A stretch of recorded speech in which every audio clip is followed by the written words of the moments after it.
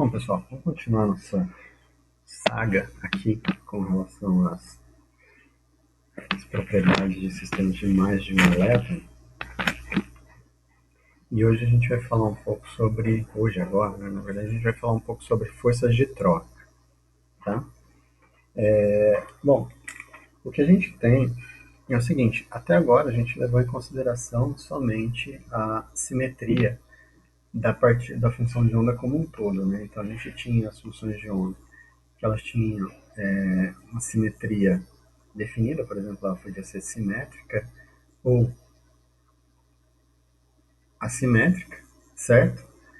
Mas, em geral, é comum a gente separar essas funções de onda como tendo uma parte que é espacial, vou chamar aqui de R, tá? Só para a gente definir, e uma parte que é uma parte associada ao spin. Aí vai ficar redundante, então eu vou colocar só uma setinha aqui, tá? Que é que para não pôr S, associada ao spin.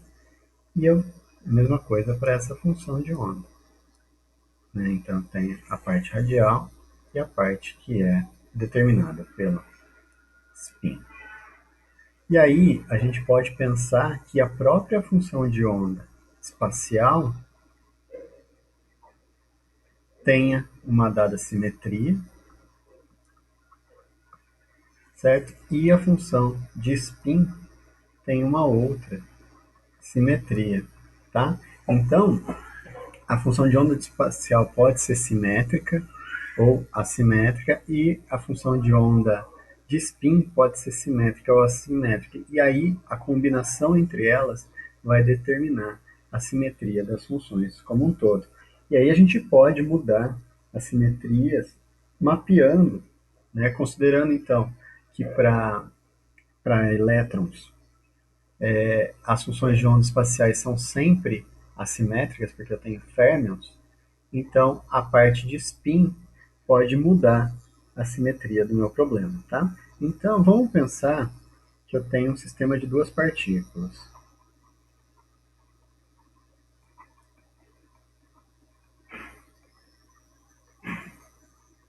onde a parte espacial é assimétrica. O spin total desse sistema ele vai ser dado pelo spin da partícula 1 mais o spin da partícula 2, certo? Se eu estou falando de elétrons, né, então essas partículas aqui elas são elétrons, então elas são férmions, em que o spin é meio. Então, o valor, o alto valor, né, esperado máximo para esse operador vai ser meio mais meio. Né? Lembrando que a gente faz a adição e essa tem que ser uma adição vetorial, tá? Mas o valor máximo vai ser 1, certo? Então, o sistema de duas partículas ele passa a ter um spin total 1. Né? Duas partículas têm spin meio, passa a ter spin total 1. Isso significa que eu tenho dois possíveis valores para ms. Né? Então, ms pode ser zero e o ms ele pode ser 1. Lembrando, né, que o ms ele ele está, na verdade, ele está ligado aí ao valor do S, né? Então a gente tem a conexão entre esses dois valores e esse ms aí ele vai ser menor ou igual de que menos S até S. Então, ou seja, o S vale 1, então o ms vale de menos 1 até 1 em passos inteiros, né? Então menos 1, 0 e 1. Então eu tenho esses dois possíveis valores, né, para o S, tá? Então, eu tenho 0, 1, né, e aqui eu não coloquei, deixa eu até colocar aqui uma outra seta, só para ficar completo, eu posso ter ms igual a menos 1, certo? Mas o S, esse é o valor máximo, mas ele pode sim ter um outro valor, que é zero, né? Quando os spins aí estão antiparalelos. Então, se a gente fosse desenhar esses spins, o que eu teria, né, supondo então, esse aqui é o nosso eixo Z, lembrando que a gente sempre vai pensar na projeção com relação ao eixo Z, então a gente pode supor o seguinte, que um dos elétrons opa, tenha, caramba, que difícil desenhar, as seguintes possibilidades. O ms vale mais um, ele vale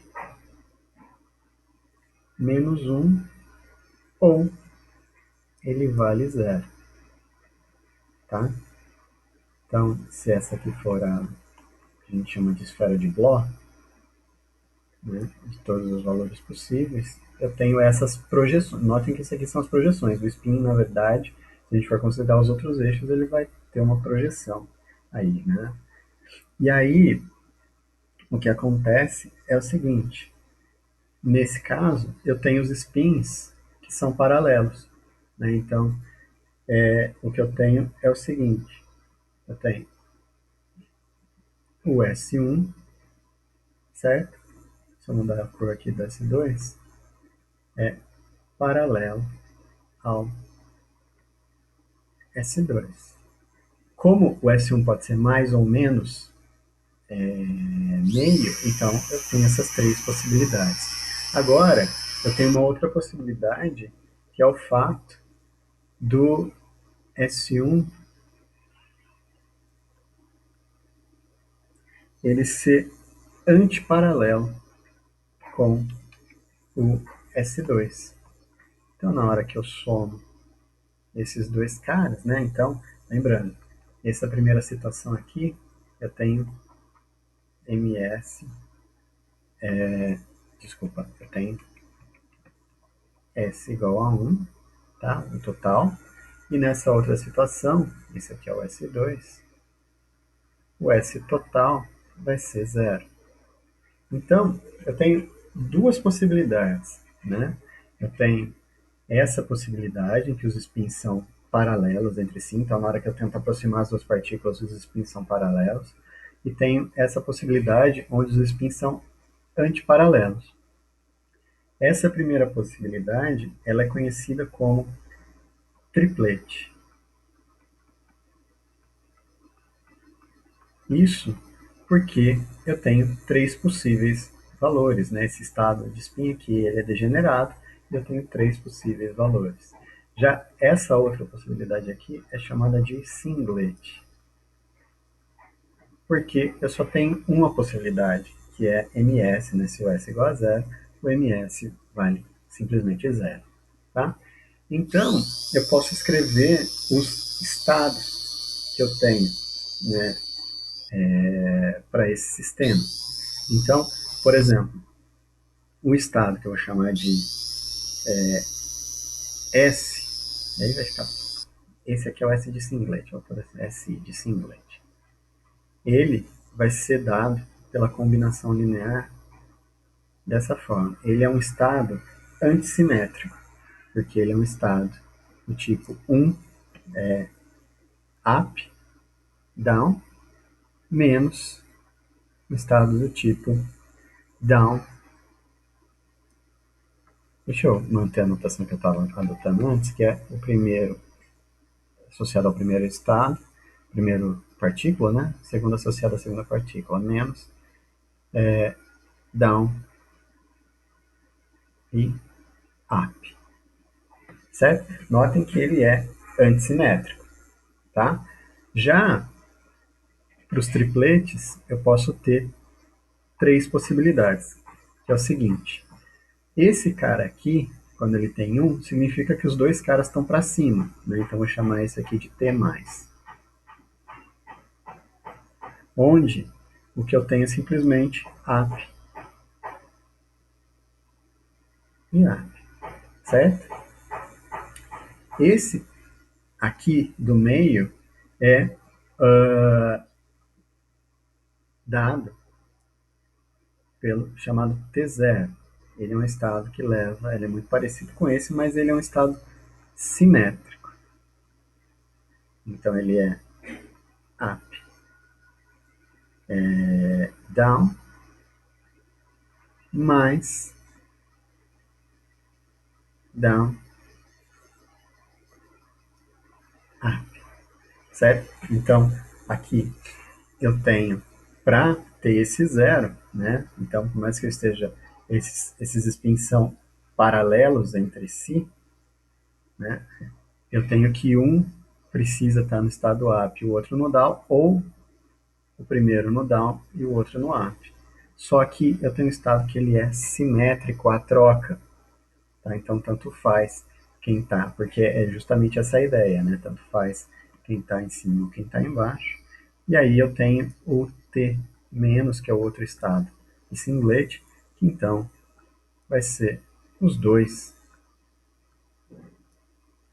no estado down, tá? Então eu tenho aqui os estados de triplete e o estado de singlet. Note que o estado de singlet ele é um estado antissimétrico, enquanto que os estados de triplete eles são estados que são simétricos. E aí isso é interessante, porque assim, se a gente olhar a função de onda total do sistema, né, então vamos chamar assim, φ, a função de onda total.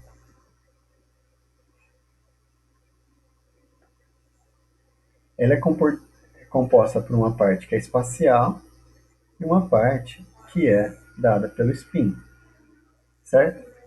Aí a gente tem uma situação onde R é simétrico, certo? Se o R for simétrico, então eu tenho que o S pode ser singlet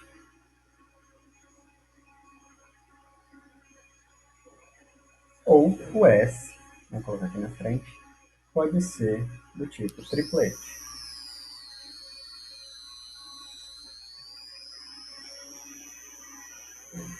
Tá? Então, nesse caso, essa é uma função que ela é assimétrica.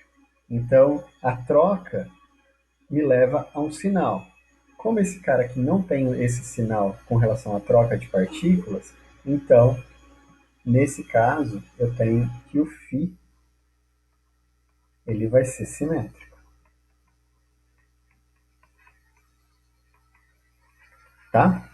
Agora, nesse caso, o triplete ele é simétrico. Então não tem nenhum sinal dado pela troca entre as partículas.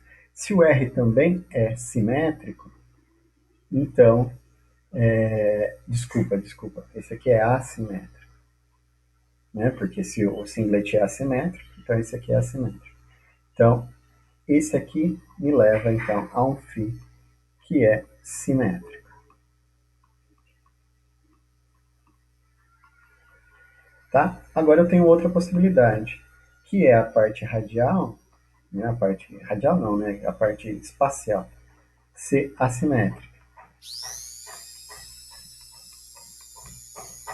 Tá? Aí depende do sistema que eu estou considerando e tal. Então, no caso do singlet, eu tenho o singlet e tenho o triplete.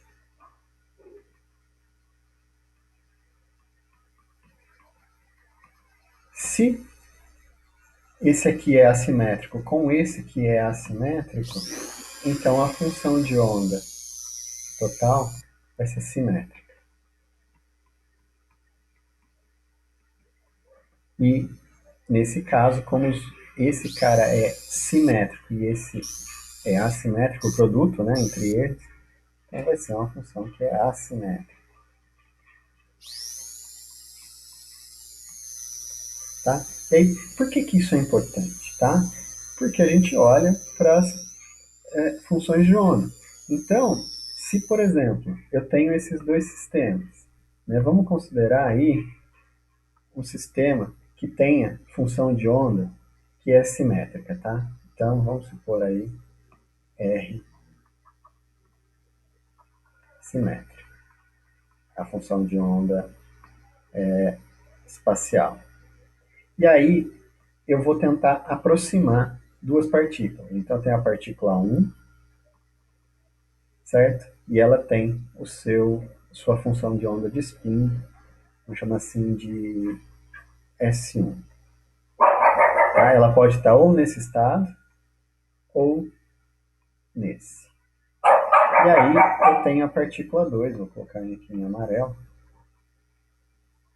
que ela tem o seu estado S2 ou T2, tá? Estado de triplete, certo? Quando... Desculpa, gente, nossa, falei besteira. Na verdade, assim, eu tenho a partícula S1, que tem o seu spin, tá? Up ou down, desculpa. E a partícula 2, agora sim, que tem o seu spin, vamos chamar essa aqui de S1 e essa aqui de S2, tá? O spin da partícula, up ou down. Né? No caso, a gente está falando de elétrons. Aí, eu vou tentar aproximar esses caras, certo? Quais as configurações que eu posso ter? Eu posso ter a configuração do φ,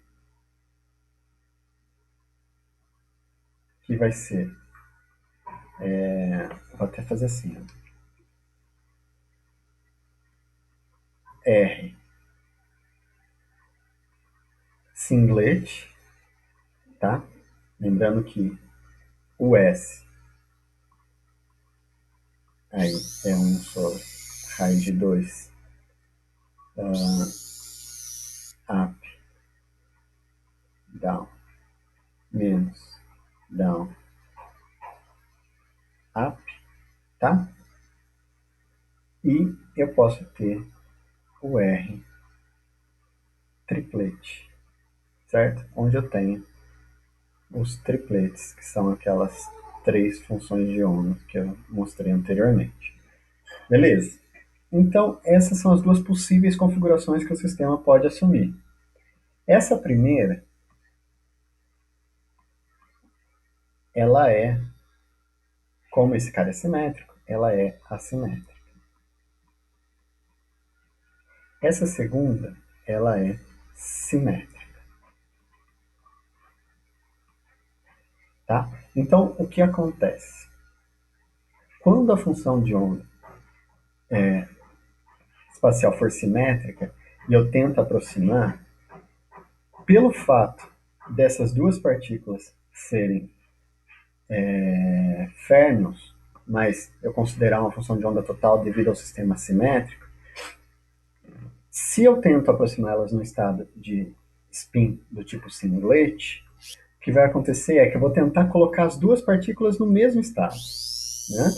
Então, isso significa que se a primeira partícula é dada pelo S1 e é assimétrico, e eu tento colocar nos dois, eu tenho que o psi ele passa a ser zero. Por quê? Pelo princípio de exclusão.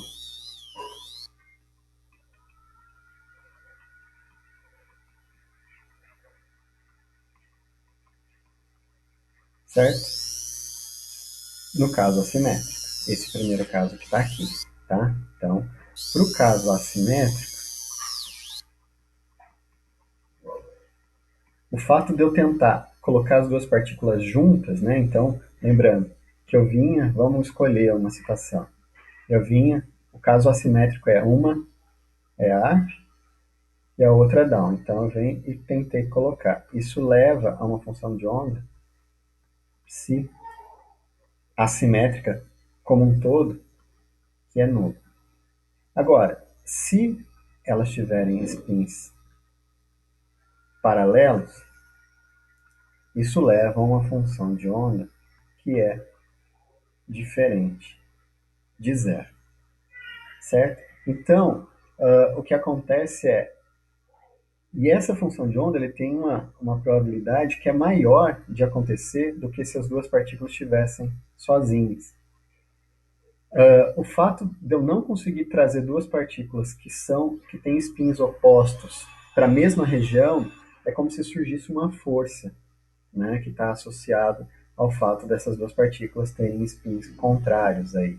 E essa força a gente chama de força de troca, tá? A gente teria a mesma situação, agora uma situação mais realística, no caso, que é o seguinte, que é considerar os spins, né, como responsáveis aí pela simetria da função de onda. Então, o φ vai ser simétrico, então ele pode ser proporcional aí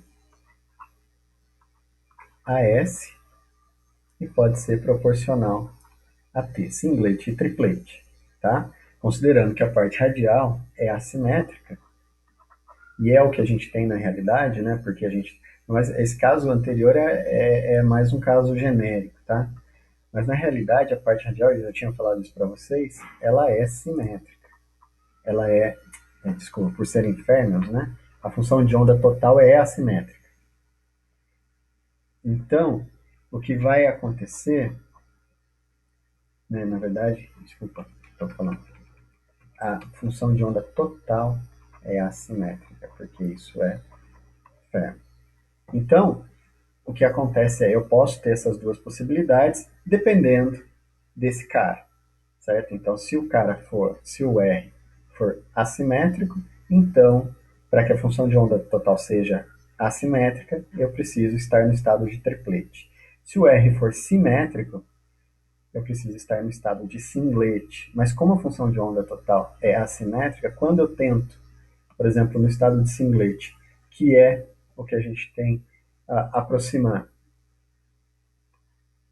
dois caras para o mesmo estado com spin contrários, eu tenho um reforço na densidade de probabilidade.